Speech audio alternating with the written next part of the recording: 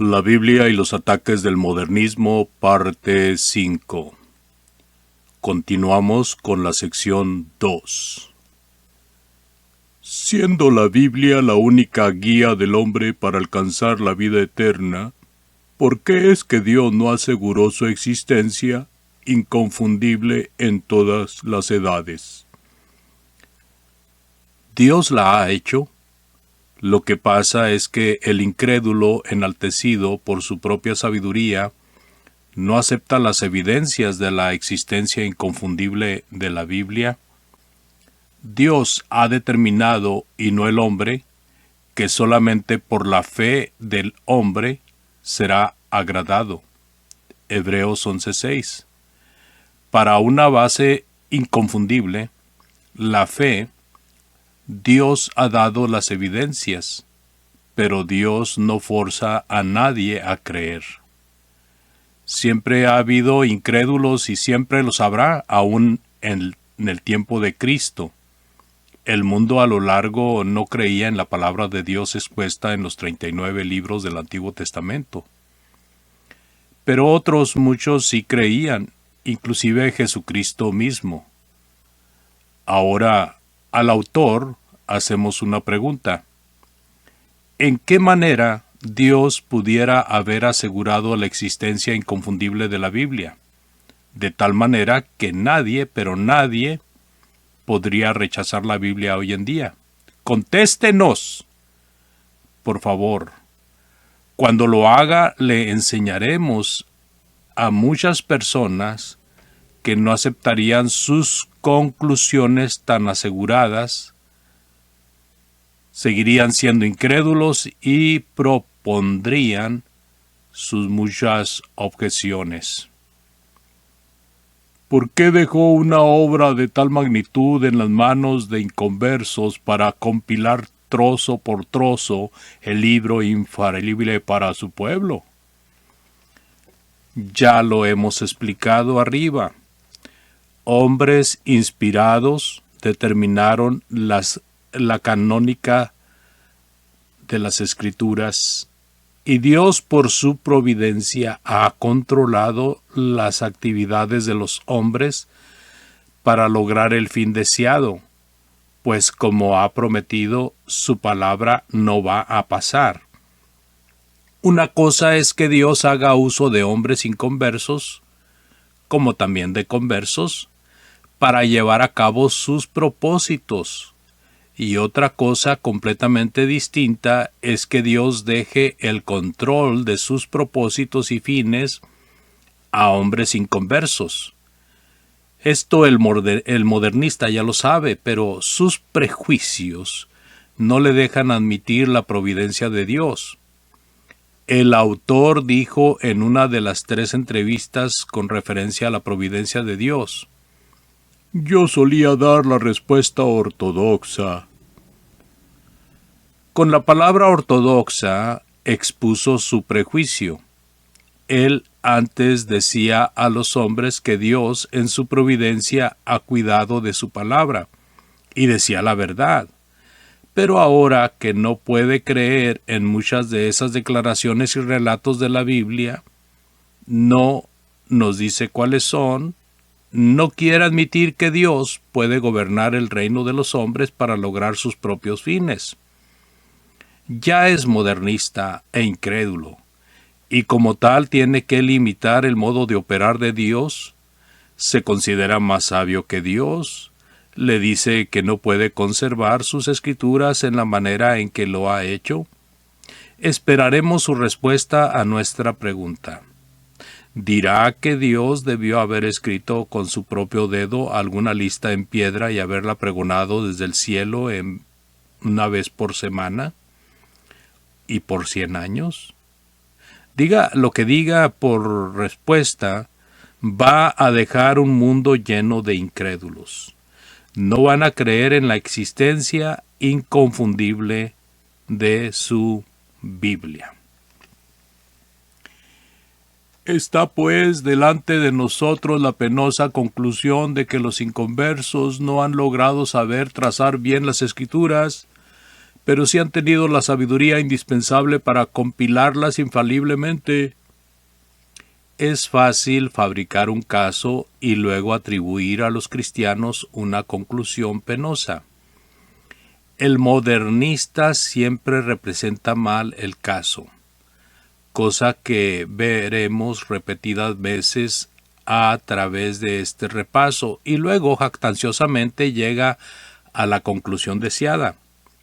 Como ya hemos visto, los llamados inconversos nada más reconocieron como canónicas las escrituras que hombres inspirados y cristianos primitivos predeterminaron ser divinas, habiéndolas usado ya por largo tiempo. Dios, en su providencia, miró por la conservación de su palabra. Las evidencias disponibles que atestiguan la veracidad de lo canónico de las escrituras actuales son preponderantes y exceden en extremo las evidencias para obras literarias no inspiradas, las cuales son aceptas en todo el mundo como legítimas. Aún el modernista las acepta, pero tiene que rechazar a la Biblia porque la Biblia le rechaza a él. Que alguno no trace bien lo que cree y reclama ser la palabra de Dios se debe a factores fuera del conocimiento literario. Además, los arqueólogos y los traductores son unos y los comentaristas y los predicadores son otros. El autor de esta carta confunde factores distintos. Su sabiduría, entre comillas, le obliga. Él implica que nosotros creemos que ciertas personas han tenido suficiente sabiduría para compilar las escrituras, pero no para trazarlas bien.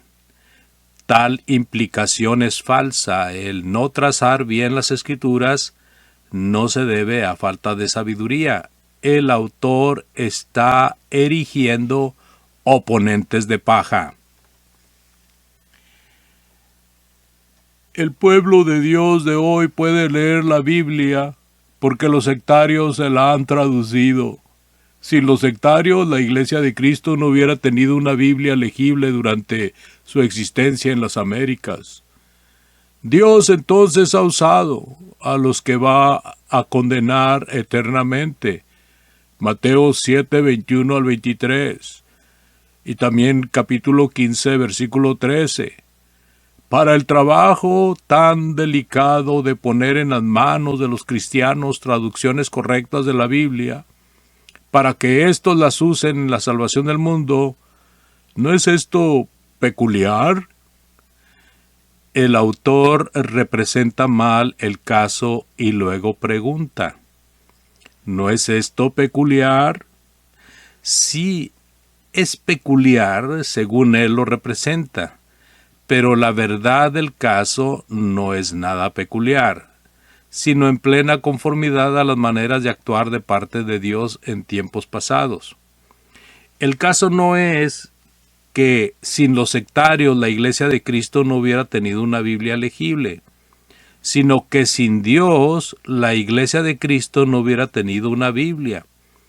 A través de los siglos, Dios ha empleado a todo el mundo para lograr sus fines. Por ejemplo, empleó a los asirios para castigar a su propio pueblo, a los judíos, y luego castigó a los asirios por haberlo hecho, porque lo hicieron con altivez de ojos. Isaías 10, 5 al 16. Dios no va a castigar a los sectarios por su trabajo en la traducción de las Escrituras, sino porque no han obedecido al Evangelio, y esto no es nada peculiar. Si la Iglesia de Cristo es columna y apoyo de la verdad, ¿cómo es que Dios mejor escogió que sectarios pusieran al alcance de la Iglesia la Biblia para el mundo perdido? Preguntas desconcertantes, ¿no? El autor de continuo en su carta representa mal a los textos referidos. Alude a 1 Timoteo capítulo 3, 15, texto que no tiene nada que ver con la traducción e impresión de copias de las Escrituras. No, sus preguntas no son nada desconcertantes, pero sí es triste que uno que ha gustado de la buena palabra de Dios hable así.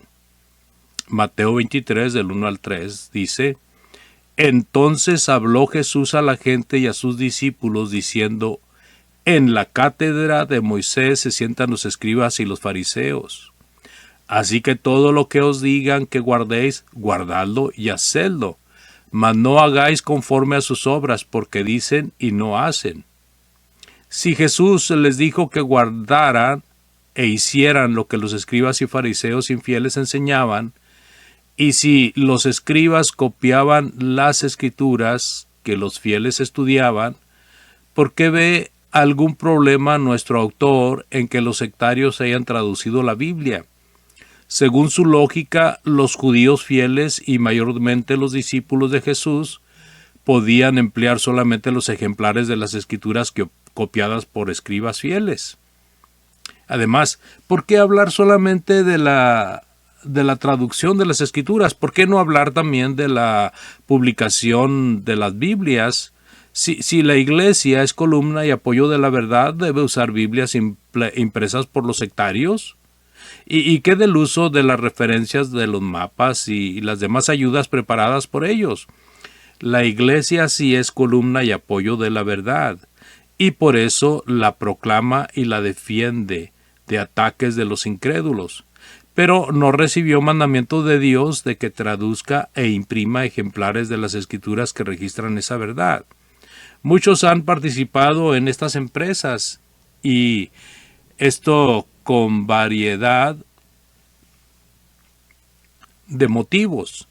Y es cierto que los cristianos se han valido de tales esfuerzos para avanzar la causa del Señor. La frase columna y apoyo de la verdad, la cual se encuentra en 1 Timoteo 3:15, no quiere decir que la Iglesia sea una institución universal que sirva de casa editorial y de imprenta. ¿Quién o qué importa quién haya traducido el texto sagrado, con tal de que haya hecho una traducción fiel y correcta? Desde luego debería haber cristianos capaces de comparar las versiones que existen con el texto original, y los hay en abundancia, pero hay que recordar a la vez que en cuanto a la traducción de las Escrituras, siempre ha habido a través de los siglos hombres muy eruditos en el hebreo y el griego, quienes han querido traducir fielmente el texto sagrado. No han tenido motivos algunos para no traducirlo correctamente. Además, hay muchos sectarios que son muy conservadores, fundamentalistas, en cuanto a la traducción y cuidadosa, como también en cuanto a defender la inspiración de las Escrituras. El hecho de que su teología no es correcta es otra cosa. Por ejemplo, todo bautista que cree que Juan 3:16 enseña la fe sola, pero no hay ningún bautista que esté dispuesto a traducirlo mal. Un traductor no es un comentarista. Como traductor, él traduciría Hechos 2:38 correctamente, y luego como comentarista diría que uno no tiene que ser bautizado para ser salvo. Pero conviene repetir que Dios, y no los sectarios, es quien vela por la compilación de los libros canónicos y por la preservación de las Escrituras, por la traducción de ellas y por la distribución de ellas. Uno que no cree a la Biblia, desde luego no creerá que Dios, para llevar a cabo sus planes, usó a los babilonios, a los romanos, a los mismos judíos infieles, a Judas, etc. Y por lo tanto no creerá que Dios ha usado a los sectarios, a los inversionistas, etc. para traducir y distribuir su libro. Dios lo hace. Todo esto depende de Dios y no de los sectarios. O otra cosa, supongamos que hubiera una versión producto de puros miembros de la Iglesia de Cristo.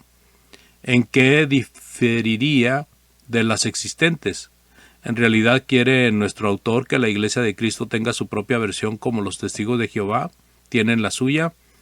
¿Es este el caso con él? No, no lo es, claro que no. Si hubiera una versión oficial de la Iglesia de Cristo, ¿no sería sospechosa? Miembros de la Iglesia de Cristo sí han participado en la traducción de las Escrituras. Considérese, por ejemplo, la versión en inglés titulada New American Standard Bible. Es más, el hermano Chester Estes ha producido una versión del Nuevo Testamento en inglés, la cual se titula The Better Version of the New Testament.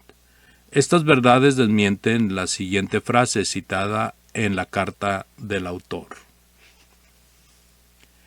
La Iglesia de Cristo entonces ni siquiera ha tenido parte en la traducción de la Biblia, mucho menos en su compilación. ¿Cómo es que ha sido columna y apoyo de la verdad? Continuaremos con la carta en esta parte 2, abarcando el punto número 2 en la parte número 6. Dios les bendiga.